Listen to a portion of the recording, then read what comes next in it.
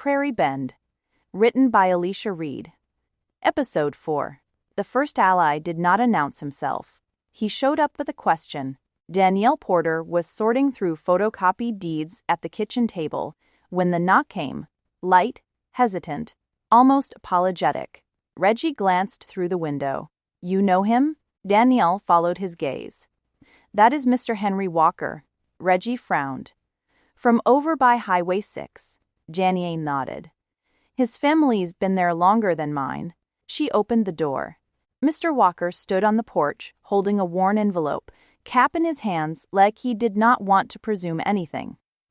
"Miss Porter," he said quietly, "I heard you might understand paperwork." Danielle stepped aside. "Come in." He sat stiffly at the table, eyes darting between the maps and folders spread out like a language he half recognized. "My daddy always said, do not let folks rush you to sign." Mr. Walker began. "But the county keeps sending letters." Danielle reached for the envelope. "May I?" He nodded. The documents were familiar heirs property notices, vague deadlines, language designed to confuse more than clarify. "They told me if I do not act soon, things will get complicated," Mr. Walker said. Danielle met his eyes. "They already are." Reggie leaned against the counter, listening. "You are not the only one," Danielle continued. "They are pressing several families at once." Mr. Walker swallowed. "I did not know who else to ask." Danielle placed the papers neatly back into the envelope. "You asked the right person." Relief crossed his face. Quick, fragile. Word traveled faster than Danielle expected.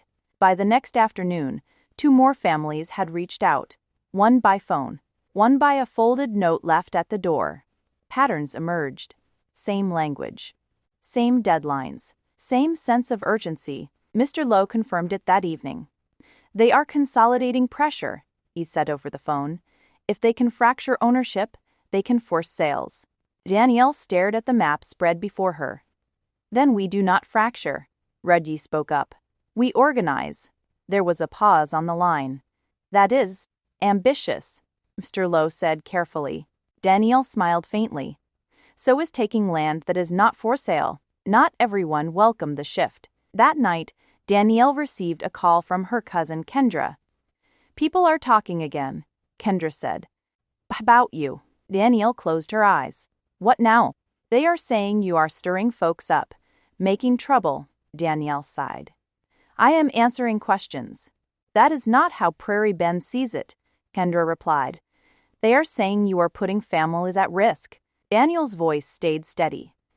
"Those families were already at risk." Silence hung between them. "I just do not want this to blow back on us," Kendra said softly. Danielle understood what she meant. "I hear you," Danielle replied, "but I cannot stop."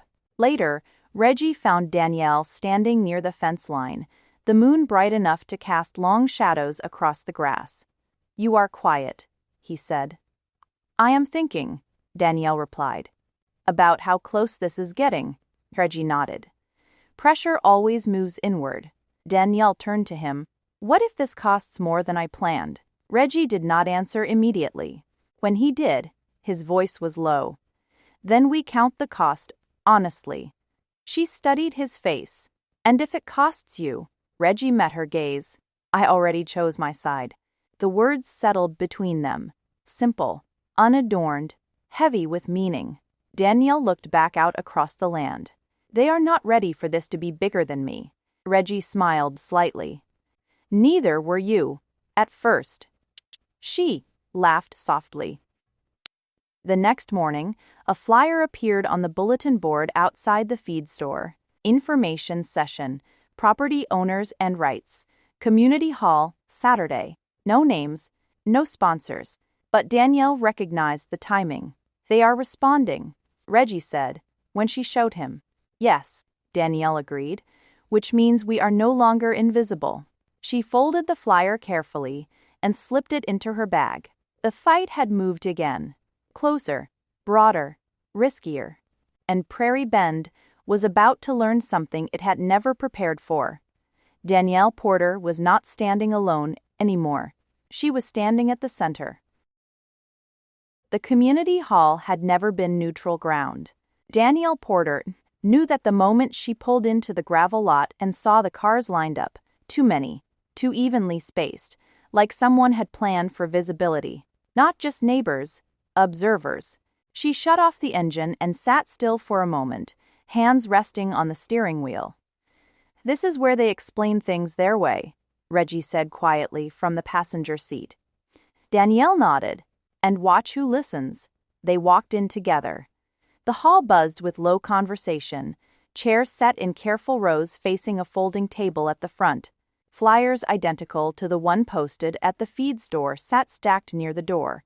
Property owners and price. Information. Session. No logos. No letterhead. Just intention. Danielle spotted familiar faces immediately. Mr. Walker, a couple from Highway 6, two elders she recognized from church. She also noticed who was missing. Mr. Lowe was not there. Neither was anyone from the county clerk's office. But Carla Simmons stood near the back, phone in hand, speaking softly to a man Danielle did not recognize. Reggie leaned closer. "See him?" "Yes," Danielle replied. "He is not from here." They took seats near the aisle. A man in a gray suit stepped forward and introduced himself as a consultant, someone who helped communities navigate growth responsibly. Danielle felt her jaw tighten. Growth again. He spoke smoothly, clicking through slides that never mentioned names, only trends. Heirs property complications, tax burdens, missed opportunities. "Sometimes," he said gently, "holding on can cost more than letting go." Danielle watched the room carefully. Heads nodded, brows furrowed, fear planted. Then a hand went up. Mr. Walker stood. "Who asked for this meeting?" The consultant smiled. "We are just providing information." "That is not an answer," Mr. Walker said. Murmurs rippled. The consultant cleared his throat. "Concerned parties." Danielle stood. The room quieted, not because she demanded it, but because enough people recognized her now. "Concerned about what?" Danielle asked. The consultant's eyes flicked briefly to Carla Simmons behind him. "About confusion," he replied. "Misinformation." Danielle nodded. "Then let us be clear." She stepped forward, stopping just short of the table. Heirs property becomes vulnerable when people are rushed, isolated, or made afraid, Danielle said. "That is not education. That is pressure." The consultant attempted a smile. "Miss Porter, I believe you are letting emotion." No, Danielle interrupted calmly. "I am letting experience speak." Reggie stood beside her. "So are we," another voice added. Then another. People rose slowly, not all at once, but steadily. The consultant glanced around, recalculating. This was not the room he expected. The meeting ended without resolution. No vote, no plan, just anxiety. Outside, evening had settled, the air cooler, quieter. Carla Simmons approached Danielle near the steps. "You are expanding your influence," Carla said, voice pleasant. "That can be dangerous." Danielle met her gaze. "So can underestimating people." Carla smiled thinly. "This does not stay local." Danielle nodded. "I know." Later that night, Danielle sat at the kitchen table with Reggie and Denise, maps and notes spread wide. "They are coordinating," Denise said. Quietly. "Yes," Danielle agreed. "And now they know we see it." Reggie leaned back. That consultant was not the decision maker. "No," Danielle said. "He was the messenger." Denise folded her arms. "So who is behind it?" Danielle tapped a point on the map. "Whoever wants continuity, clean lines, consolidated ownership." Reggie frowned. "That is bigger than Prairie Bend." "Yes," Danielle said. "Which means this fight just leveled up."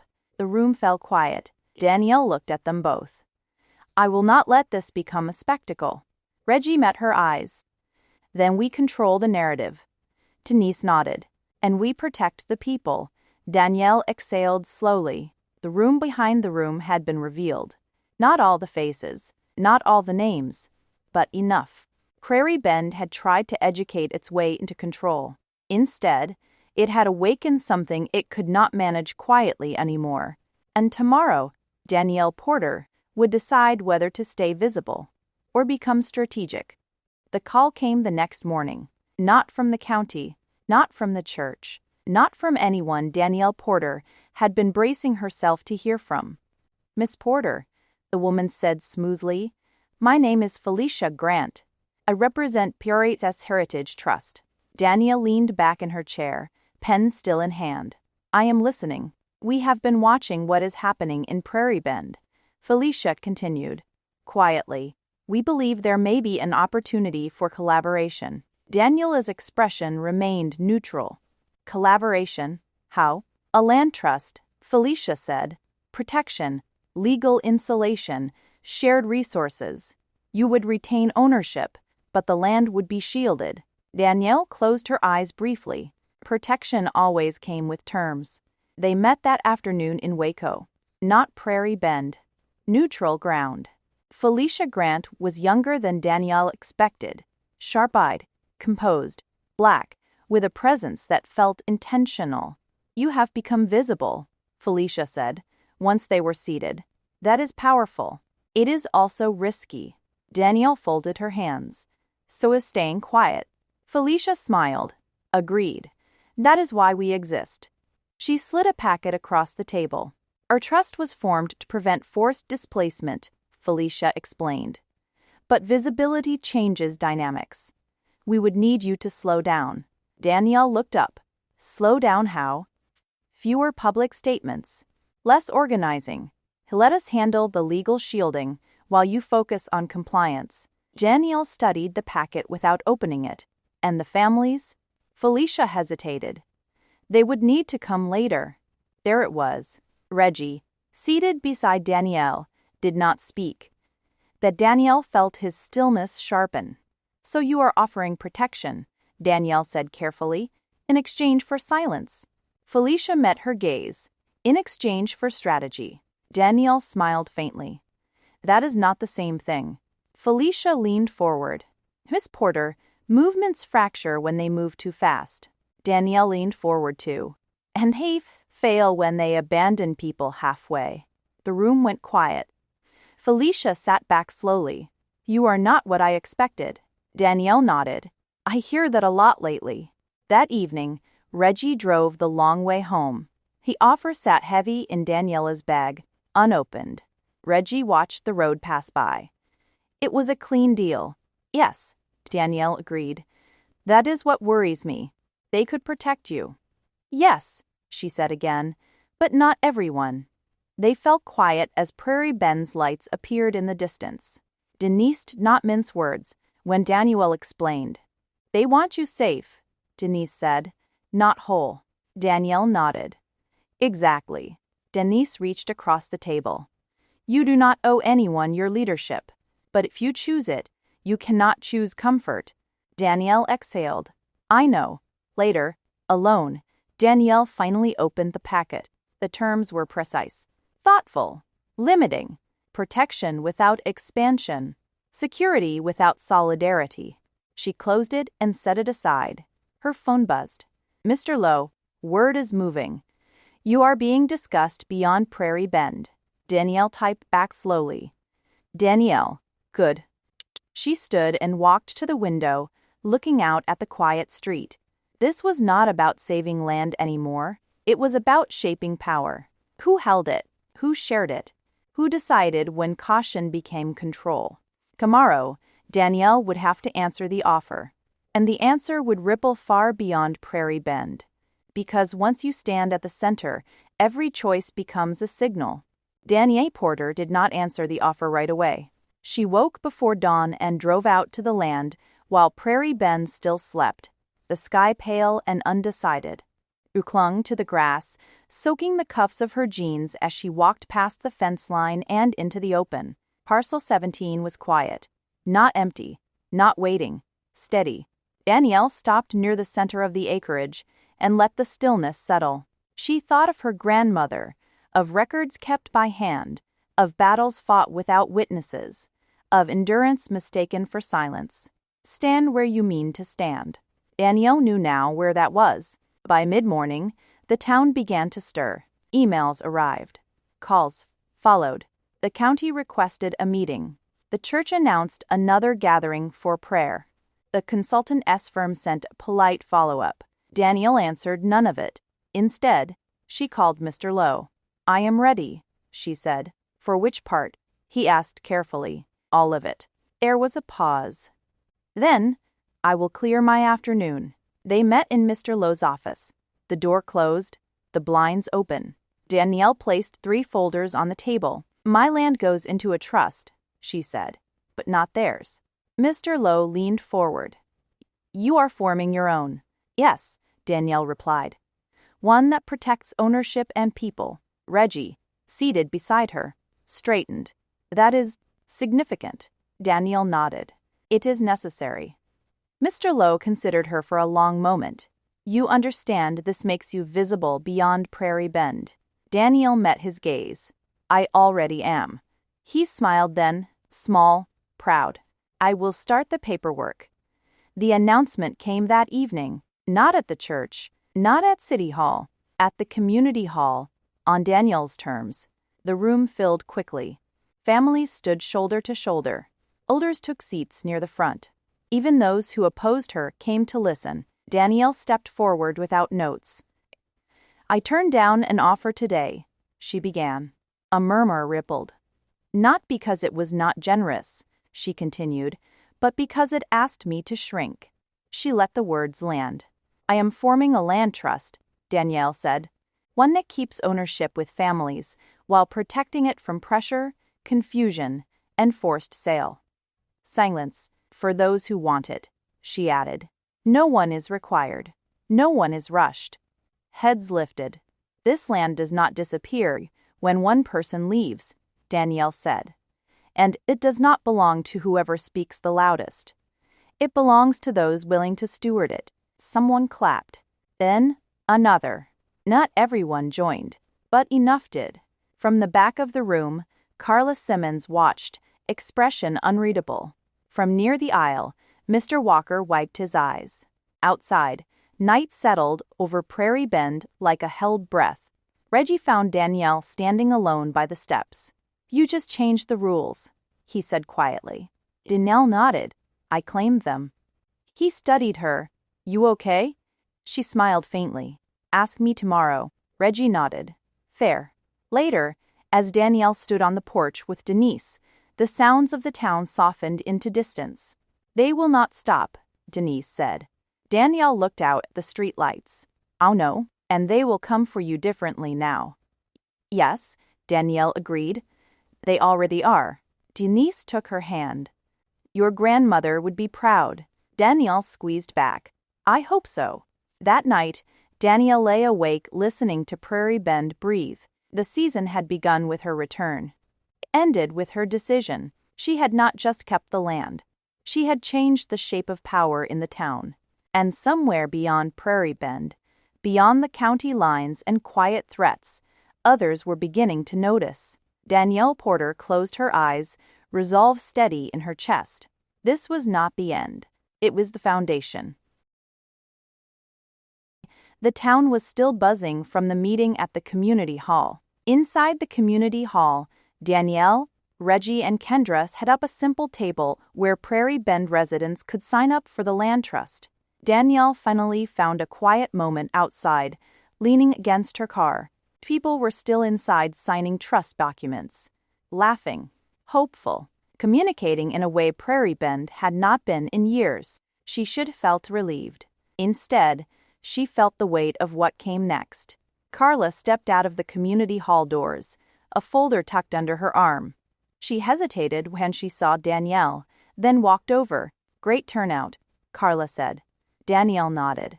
"More than I expected." For a moment, neither spoke. Prairie Bend wore a bright blue sky and a warmth that felt near tropical, but Carla shivered anyway, unsettled by something deeper than the weather. Finally, Carla sighed. "I owe you something." Danielle looked at her. "What is that?" "The truth." Danielle straightened slightly, sensing where this was going. Carla stared toward the street before speaking. Looking around, cautiously, she confessed, "When Prairie Horizons first started buying property around here, They hired firms like mine to evaluate land, market potential, acquisition risks. Who might sell easy? Daniela's jaw clenched. So you help them. Carla did not argue. At first, it looked normal. Development brings jobs, money, growth. Towns need that. She shook her head slowly. But then I started seeing patterns. Families who did not want to sell suddenly faced tax issues, repairs, loan problems. Pressure. Danielle folded her arms. And you kept working for them? Carla met her eyes, honest now. I told myself it was not my business. Silence lingered, heavy and unspoken, before she continued. But I saw Mrs. Harris crying in her kitchen. Carla continued quietly. Folks scared of losing land their grandparents had worked so hard to get. And I realized, she swallowed, I was helping the wrong side win. Danielle studied her carefully. So why stay in Prairie Bend? Carla gave a small, tired laugh. Because once you realize you are part of the problem, you can either leave or help fix it. Danielle considered her words. You know this fight could get ugly. Carla nodded. It already is. Another pause passed between them. Then Carla extended the folder she was holding.